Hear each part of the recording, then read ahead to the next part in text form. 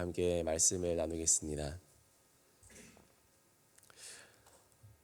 사사기의 끝자락에서 하나님은 사무엘을 불러 쓰십니다. 이때 백성들이 사무엘에게 나와서 이제는 더 이상 사사가 아닌 주변의 나라들처럼 왕을 달라고 요구하자 사무엘은 사울을 불러 왕으로 세웁니다. 사실 성경을 이미 알고 있는 우리로서는 사울의 결말이 어떠한지 아는 터라 사울에게 별로 배울 것이 없다고 생각할 수도 있습니다. 그러나 분명히 하나님은 사울을 쓰셨습니다. 이스라엘의 첫 번째 왕으로 세웠고 초대 왕으로 세웠습니다. 분명히 사울에게도 좋은 점이 많았기 때문입니다. 다만 그것을 지키지 못하였습니다. 그러나 분명히 사울에게 좋은 점이 있었는데 하나님은 왜 사울의 어떤 좋은 점을 보시고 그를 쓰셨을까요? 어떻게 하나님이 쓰시는 사람으로 사울이 살 수 있었을까요? 우리가 오늘은 그의 좋은 점만 배워가기를 원합니다. 첫 번째로 사울은 하나님의 뜻을 구했습니다. 그는 하나님의 뜻을 구하는 사람이었습니다. 사무엘상 9장 18절 말씀 같이 읽겠습니다. 사울이 성문 안에 사무엘에게 나아가 이르되 선견자의 집이 어디인지 청하건대 내게 가르치소서 하니. 선견자를 만나기 위해서 찾아다니던 사울은 사무엘과 마주칩니다. 그리고 사무엘에게 묻습니다. 선견자의 집이 어딥니까? 왜냐하면 그 선견자를 통해서 나귀를 찾기 위해서였습니다. 자신이 찾고 있던 바로 그 선견자가 사무엘인지도 모르고 사무엘인지도 모르고 사울이 사무엘에게 물었습니다. 여기에 선견자가 선지자가 있다고 하는데 혹시 누군지 아십니까? 등잔 밑이 어둡다는 속담처럼 우리는 때로 우리 가까이에 해답이 있는 문제를 풀기 위해서 먼 길을 헤매고는 합니다. 바로 가까이 있지만 잘 알아차리지 못하기도 합니다. 그러나 하나님께서는 우리 곁에 두신 사람들과 또 우리가 겪는 일상의 일들 속에서 하나님의 뜻을 알려주시기를 기뻐하십니다. 하나님의 사람은 멀리 있지 않고 또 하나님의 뜻도 멀리 있지 않다는 것입니다. 저기 아프리카나 또는 북극 같은 곳에 하나님의 뜻이 있는 것이 아니라 내가 걸어가는 그 길에서 마주할 수 있을 정도로 가까이에 있는 것이 바로 하나님의 뜻이고 또 하나님의 길이라는 것입니다.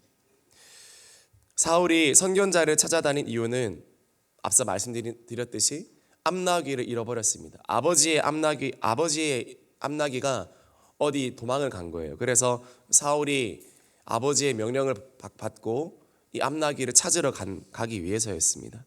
사람들에게 묻고 발품을 팔면서 나귀를 찾아다녔지만 찾지 못했을 때에 사울은 사환과의 대화 가운데서 이제 내가 하나님을 의지해야 되겠다, 하나님의 사람을 찾아야 되겠다라는 결심을 하게 됩니다. 사무엘상 9장 6절 말씀, 우리 사환과 사울의 대화입니다. 같이 읽겠습니다. 그가 대답하되 보소서 이 성읍에 하느님의 사람이 있는데 존경받은 사람이라 그가 말한 것은 반드시 다 응하느니 그리로 가사이다. 그가 혹 우리 할 길을 가르쳐 줄까 하나이다 한지라. 사환이 사울에게 한 말입니다. 사환은 사울의 종이었습니다. 그런데 사울은 이 종의 말을 잘 귀담아 듣고 하나님의 사람을 찾기로 결심한 겁니다. 이것이 사울의 귀한 점이었습니다. 인생의 크고 작은 문제를 해결하기 위해서 실력과 자원, 계획과 작전, 그리고 인간의 최선이 필요하지만 그것만으로는 부족할 때가 있습니다. 한계에 다다를 때가 있습니다. 그럴 때 우리는 누구를 찾아야 됩니까? 바로 하나님을 찾아야 될 줄 믿습니다. 우리 인생에서 늘 하나님이라는 가능성을 열어두어야 될 줄 믿습니다. 아무리 막막하고 또 아무리 답답해도 하나님이라는 가능성을 우리가 포기하지 않기를 원합니다. 인간의 끝이 하나님의 시작이라는 그 말이 우리 인생에서 직접 경험되어지는 은혜가 있게 되어야 될 줄 믿습니다.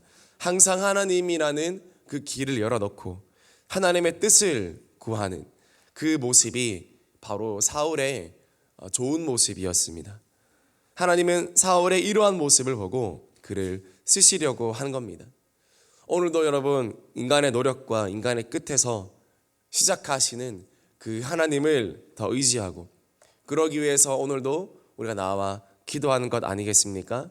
하나님이 쓰시는 사람, 그 첫 번째 요건은 하나님을 찾는 것입니다. 어떠한 순간 가운데서도 하나님을 바라는 것입니다. 우리가 모든 인생의 순간순간 선택들마다 더 하나님을 찾고, 인간의 끝이라 할지라도 하나님이 시작하시면 된다는 믿음을 가지고 오늘도 기도할 수 있기를 소망합니다. 두 번째로 사울이 어떠한 사람이었냐면 맡겨진 일에 충성했던 그런 사람이었습니다. 하나님은 이것을 귀하게 보셨습니다. 사무엘상 9장 4절 말씀 우리 같이 읽겠습니다. 그가 에브라임 산지와 두루 찾지 못하고 사알림 땅으로 두루 다녀보았으나 그곳에는 없었고 베냐민 사람의 땅으로 두루 다녀보았으나 찾지 못하니라. 사울은 아버지 기스가 잃어버린 암나귀들을 찾기 위해서 온 이스라엘 땅을 헤집고 다닙니다. 그의 충성심을 잘 보여주는 대목입니다. 어느 정도로 충성했느냐. 그래서 사무엘상 9장 5절은 무엇이라 말합니까? 같이 읽겠습니다.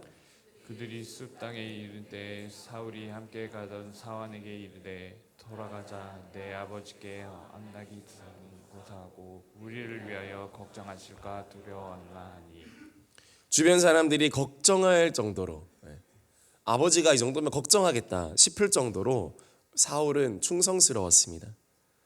하나님은 이런 사울을 귀하게 보았습니다. 훗날 하나님께서 사울을 패하신 이유는 아마도 사울의 이 충성심이 옅어졌기 때문은 아니었을까요? 지나칠 정도로 충성하던 사울이 왕위를 얻고 힘이 생기니까 하나님을 향한 충성이 식어진 것 아닐까요? 자기의 생각이 더 앞서 나가는 사람이 되어버린 것은 아닐까요? 사울의 이 충성이 식어지니까 하나님은 충성이라는 기준을 가지고 또 다른 사람을 찾기 시작하셨습니다. 그 사람이 바로 다윗이었습니다. 시편 78편 70절에서 71절 말씀 우리 같이 읽겠습니다. 또 그의 종 다윗을 택하시되 양의 우리에서 우체하시며 젖은 양을 지키는 중에서 그들을 끌어내사 그의 야곱 그의 소유인 이스라엘을 가지게 하시니. 충성은 우리 마음에 깊이 자리한 품성입니다. 이것은 가지고 태어나는 것이 아니라 이것은 매일매일 갈고 또 닦아야 되고 매일매일 길러지는 품성이 바로 충성입니다. 다윗은 집안의 막내로서 사무엘이 왔을 때에도 초대받지 못하고 양떼를 지켜야 했습니다. 그러나 그는 충성스럽게 양떼를 돌보았습니다. 주변에 어떻게 돌아가든지, 주변에서 잔치를 하든지 나 빼놓고 자기들끼리 놀든지 말든지, 폭죽놀이를 하고 대통령이 오고 연예인이 오고, 그 당시 사무엘은 그런 수준이었으니까요. 그러나 아무리 그런 일이 일어났다 할지라도 다윗은 눈 돌리지 않고 여전히 적막한 들판에서 추우나 더우나 혼자 양떼를 끌어안고 있었습니다. 가족도 알아주지 않았는데 누가 다윗을 알아주었겠습니까? 그런데 하나님이 보고 계시더라는 겁니다. 다윗의 그 남모르는 충성을 하나님은 다 이스라엘을 온 땅을 두루 훑어보실 때 다윗처럼 저렇게 충성하는 사람이 없구나, 하나님은 생각하시면서 다윗을 생각해 주었다라는 것입니다. 저 정도면 되겠다. 양 한 마리에 목숨 거는 저 정도라면 내 백성을 맡겨도 되겠다. 그래서 하나님께서 직접 다윗을 발탁했습니다. 사무엘은 다윗을 보는 눈이 없었습니다. 아무리 하나님의 사람이라 할지라도 다윗을 보는 눈이 없었습니다. 그러나 비록 사람에게는 발탁되지 못했다 할지라도 그의 아버지와 그의 형제들 사이에서는 어리석게 보이고 미련한 막내처럼 보였을지는 몰라도 하나님은 다윗의 진가를 알아보았습니다. 그래서 다윗을 발탁한 것입니다. 여러분, 사람에게 발탁되려고 몸부림치지 말고 우리가 하나님께 인정되고 하나님께 발탁되기를 여러분 소망하기를 기도합니다. 하나님이 점을 찍으시면 누가 써도 그 사람은 여러분 쓰게 되는 겁니다. 아무리 사람에게 인정받아도 하나님에게 발탁되지 못하면 쓰임받지 못합니다. 여러분, 여러분이 끌어안아야 할 그 양은 무엇입니까? 그 충성은 무엇입니까?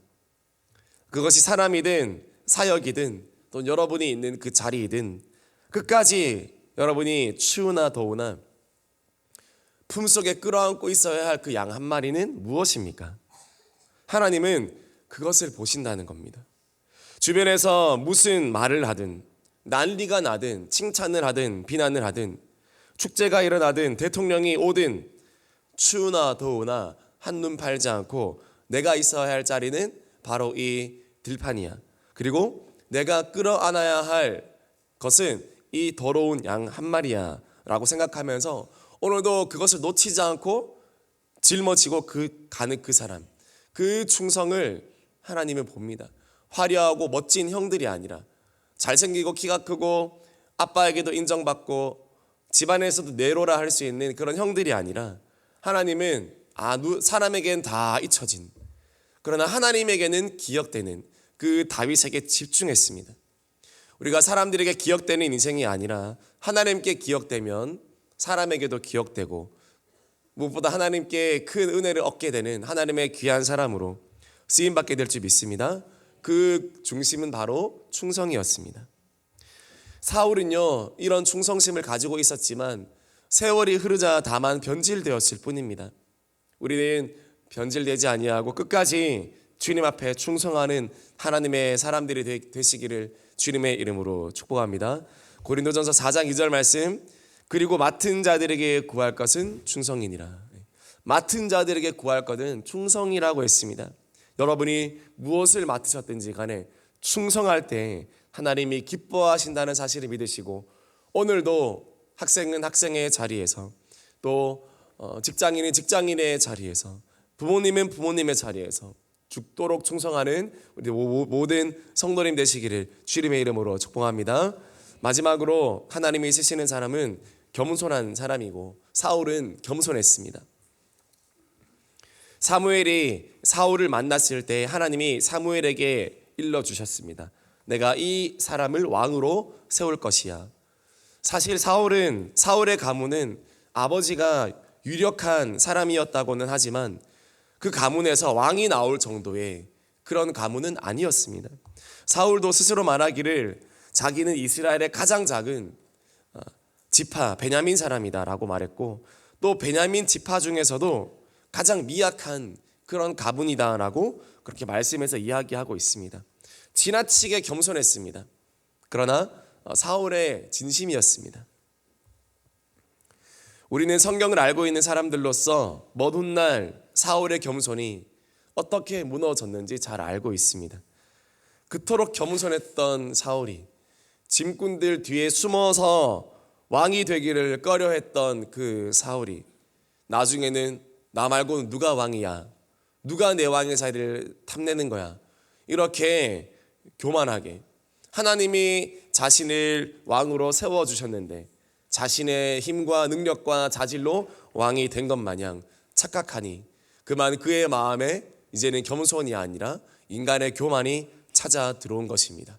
그래서 다윗을 비교하기 시작했고 그의 한평생은 그 왕좌, 그 일평도 안 되는 그 왕좌의 자리를 지켜내기 위해서 온 생애를 쏟아부은 비참한 인생이 여러분 되었다라는 것입니다. 여러분 은혜를 의지하면 끝까지 겸손한 사람이 될 줄 믿습니다. 겸손한 사람에게는 하나님께서 은혜를 더하여 주십니다. 이것이 영적인 원리인 것입니다. 베드로전서 5장 5절 말씀 우리 같이 읽겠습니다.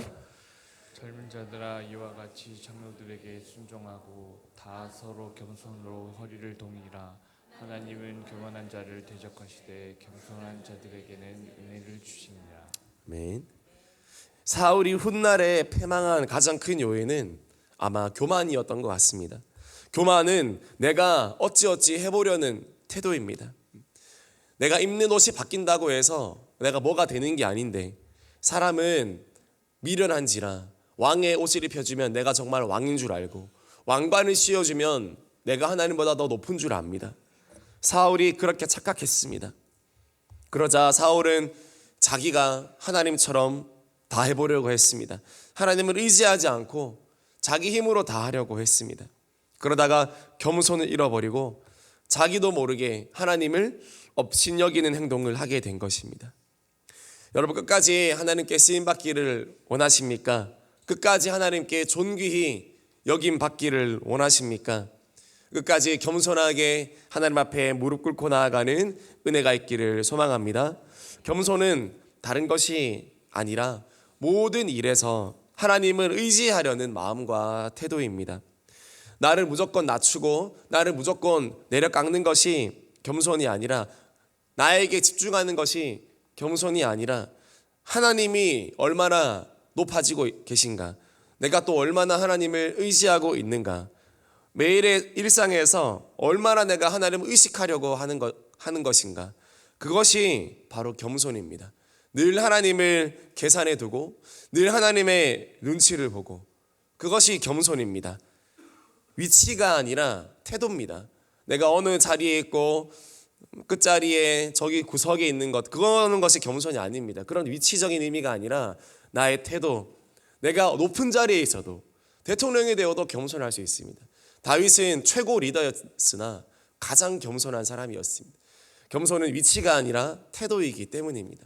어느 곳에서나 어디에서나 하나님을 의지하고 여호와께 묻고 아뢰고 그분 앞에 무릎 꿇고 내 머리를 바닥에 닿을 수 있는, 주님만이 왕이시며 다 높일 수 있는 그 태도, 그것이 바로 겸손이고 하나님 기뻐하시는 하나님의 사람의 자질인 줄 믿습니다. 이 겸손한 마음이 우리 가운데 온전히 지켜지고 변질되지 않고 끝까지 주님 나라 가는 그날까지 주님 의지하는 저와 여러분 되어지기를 주님의 이름으로 축복합니다. 말씀 마무리하겠습니다. 사울도 참 귀한 사람이었습니다.